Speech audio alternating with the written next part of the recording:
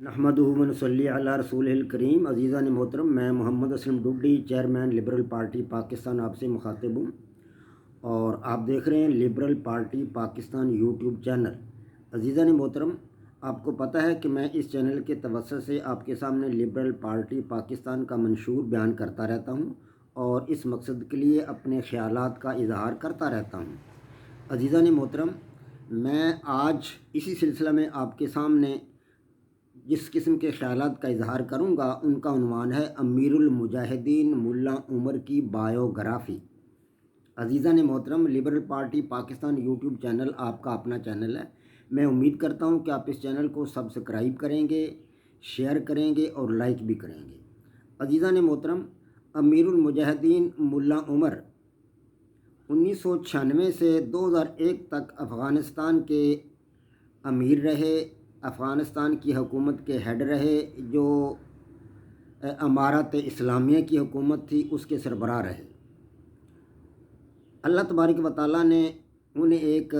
بہت بلند عزم دیا تھا، ہمت دی تھی، شجاعت دی تھی، اور وہ اپنی ان خوبیوں کی بدولت افغان مجاہدین کی قیادت کرتے ہوئے افغانستان سے روس کو نکالنے میں کامیاب ہوئے۔ امیر المجاہدین ملا عمر افغانستان میں پیدا ہوئے 1960 میں، اور وہ اپنے بچپن اور لڑکپن ہی سے بڑے ذہین و فطن، ہوشیار، لائق اور اپنے ذہانت و فطانت میں بڑے یکتا تھے اور انقلابی مزاج رکھتے تھے۔ لڑکپن سے ان کا مزاج انقلابی تھا۔ وہ جب بڑے ہوئے تو انہوں نے جامع العلوم الاسلامیہ کراچی پاکستان میں داخلہ لیا، اور یہاں انہوں نے عربی علوم کی جو ہے وہ تعلیم حاصل کرنا شروع کر دی۔ ان کی تعلیم ابھی مکمل ہو چکی تھی تقریباً، ابھی انہیں صرف سند فراغت دی جانے والی تھی، چند دنوں کے بعد یا چند ماہ کے بعد انہیں سند فراغت ملنے والی تھی کہ ادھر افغانستان میں 24 دسمبر 1979 کو رشیا نے حملہ کر دیا افغانستان پر، اور روس کی فوجیں افغانستان میں داخل ہو گئیں، اور وہاں افغان عوام نے ان کے خلاف جہاد شروع کر دیا، رشیا کے خلاف خصوصاً مجاہدین نے وہاں پہ جہاد شروع کر دیا۔ ملا عمر انقلابی مزاج تو رکھتے ہی تھے، وہ اپنی تعلیم مکمل کر چکے تھے، صرف انہیں سند ملنا ابھی باقی تھی، وہ جو ملنے والی تھی عنقریب، لیکن انہوں نے جہاد میں جانا مناسب سمجھا، تو وہ اسی وقت ہی وہاں سے تیار ہو کر افغانستان آ گئے اور مجاہدین میں شامل ہو گئے۔ انہوں نے 1994 میں تحریک طالبان کی بنیاد رکھی،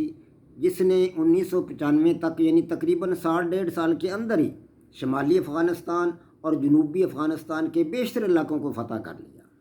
انہوں نے طالبان کے اندر ایک انقلابی روح پھونک دی تھی، وہ جذبہ جہاد سے سرشار تھے اور پاکستان کی آزادی کے لیے اپنے خون کا آخری قطرہ تک بہا دینے کے لیے تیار رہتے تھے۔ اسی لیے ایسی خوبیوں کی بدولت افغان طالبان نے ان کی قیادت کو قبول کیا اور انہیں اپنا سربراہ اور اپنا لیڈر جو تھا وہ انہوں نے تسلیم کیا۔ وہ اپنی کامیابیاں حاصل کرتے کرتے 1996 میں بالآخر انہوں نے جب افغانستان کا بیشتر علاقہ فتح کر لیا تو 1996 میں انہوں نے کابل کو بھی فتح کر لیا، اور رشیا کو وہاں سے دم دبا کر بھاگنا پڑا،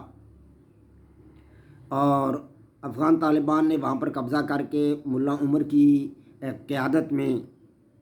افغانستان میں اپنی حکومت قائم کر لی 1996 میں، اور اس وقت جو ان کا سربراہ تھا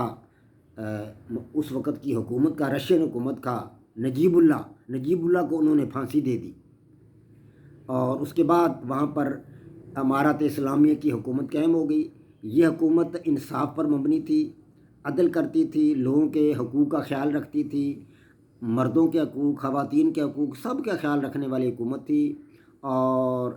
اس کے ساتھ ساتھ اس نے عوام کی بہتری اور بھلائی کے لیے بڑے کام کیے، جس سے وہ بہت مقبول ہو گئی، اور 6 سال تک مسلسل وہاں پر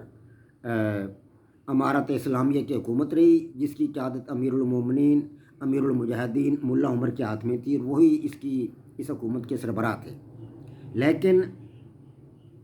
جو طاغوتی طاقتیں تھیں دنیا کی، وہ اس کو برداشت نہ کر سکیں، اور طاغوتی طاقتوں اور اس کے ساتھ ساتھ استعماری طاقتوں نے مل کر یہ کوشش کی کہ افغانستان کو نقصان پہنچایا جائے، وہاں کی حکومت کو ختم کر دیا جائے اور وہاں پر قبضہ کر لیا جائے۔ اسی دوران امیر المجاہدین ملا عمر نے بامیان کے مجسموں کو بھی حکم دیا کہ ان کو توڑ پھوڑ دیا جائے، اور اس دوران القاعدہ کی بہت شہرت تھی، اور امریکہ میں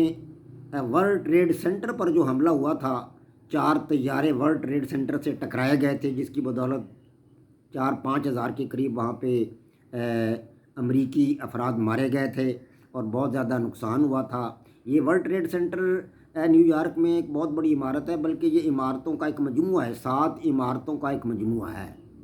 شمالی عمارت، جنوبی عمارت اور پھر کچھ بیچ میں 5 عمارتیں ہیں۔ یہ 7 عمارتوں کا مجموعہ ہے، جہاں 2001 میں وہاں پہ حملہ ہوا ورلڈ ٹریڈ سینٹر پر، 4 طیارے اغوا کر کے امریکہ کے ہوائی اڈوں سے اغوا کر کے وہاں ٹکرائے گئے، جس سے وہ عمارتیں تباہ ہو گئیں اور 5000 کے لگ بھگ امریکی جو تھے وہ ہلاک ہو گئے۔ تو امریکہ نے اسے بہانہ بنا کر اسامہ بن لادن، جو کہ اس وقت القاعدہ کا سربراہ تھا، الزام لگایا کہ یہ کام اسامہ بن لادن نے کروایا ہے۔ تو اس وقت تک امیر المجاہدین ملا عمر نے اسامہ بن لادن کو افغانستان میں پناہ دے رکھی تھی، تو امریکہ نے یہ الزام عائد کیا کہ اسامہ بن لادن کو یا تو پناہ نہ دی جائے اور انہیں ہمارے حوالے کر دیا جائے، یا پھر جنگ کے لیے تیار ہو جائیں۔ تو ملا عمر نے، جو امیر المجاہدین تھے، افغان حکومت کے سربراہ بھی تھے، انہوں نے اسامہ بن لادن کو امریکہ کے حوالے کرنے سے انکار کر دیا۔ تو اس طرح 2001 میں امریکہ نے نیٹو افواج کے ساتھ مل کر تقریباً 48 ممالک، ان ممالک کی تعداد تھی 48، یعنی کہ دنیا کا تقریباً 1/4 حصہ بنتا ہے۔ یہ 1/4 حصہ، امریکہ تو بہت بڑا ملک ہے دنیا کا، اس کے پاس بڑی دولت ہے، بڑے وسائل ہیں، عسکری طاقت بھی اس کے پاس موجود ہے، ایٹم بم بھی اس کے پاس موجود ہے، ایٹمی ٹیکنالوجی موجود ہے اس کے پاس، ڈرونز ہیں اس کے پاس، بہت سارا اسلحہ ہے۔ تو اس نے اور باقی ماندہ ممالک نے، کل 48 ممالک جن میں نیٹو ممالک بھی شامل تھے، انہوں نے افغانستان پر دھاوا بول دیا اور افغانستان پر قبضہ کر لیا۔ تو قبضہ کرنے کے ساتھ ہی پھر ملا عمر نے، ابھی ان کی کابل کی طرف وہ فوجیں آ ہی رہی تھیں کہ ملا عمر نے وہاں سے نکل جانا مناسب سمجھا، تو انہوں نے اپنے وزیر دفاع کے ہاتھ میں سارا کنٹرول دیا اور خود وہاں سے چپ کر کے نکل گئے زابل کی طرف۔ زابل ایک صوبہ ہے افغانستان کا، ادھر وہ چلے گئے اور وہاں وہ افغان مجاہدین کو ہدایات دیتے رہے۔ امریکہ کے خلاف، نیٹو کے خلاف افغان مجاہدین کا جہاد جاری رہا اور یہ چلتا رہا جہاد۔ پہلے رشیا کے خلاف یہ لڑے بیچارے 10 سال، اب وہ امریکہ کے خلاف لڑتے رہے۔ ان لوگوں کا حوصلہ دیکھیے، ان کی ہمت دیکھیے کہ جو لوگ اپنی جانوں کے نذرانے پیش کرتے رہے، استعماری طاقتوں کے خلاف جنگ لڑتے رہے اور شہادتیں حاصل کرتے رہے۔ اسی دوران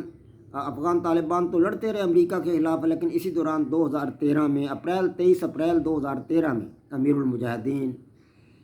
اور ملا عمر جو تھے وہ وفات پا گئے ٹبرکلوسز کی ایک مرض سے۔ زابل میں انہوں نے وفات پائی۔ وہ افغانستان میں ہی رہے، پاکستان میں نہیں آئے، وہ افغانستان میں رہے، انہوں نے اپنی جان آفرین کی سپرد کی تو افغانستان میں ہی سپرد کی، وہ زابل ہی میں رہے۔ اور 2013 میں ان کے انتقال کے بعد افغان مجاہدین نے ان کی موت کا اعلان نہیں کیا تاکہ افغان مجاہدین جو ان کے جذبے جو ہیں وہ کمزور نہ پڑ جائیں۔ 2015 میں جا کر ان کی موت کا اعلان کیا گیا اور انہیں وہاں زابل ہی میں دفن کیا گیا۔ اللہ تبارک و تعالیٰ ان کے مرکز پہ اپنے انوار کی بارش کرے اور انہیں کروڑ جنت عطا فرمائے، انہیں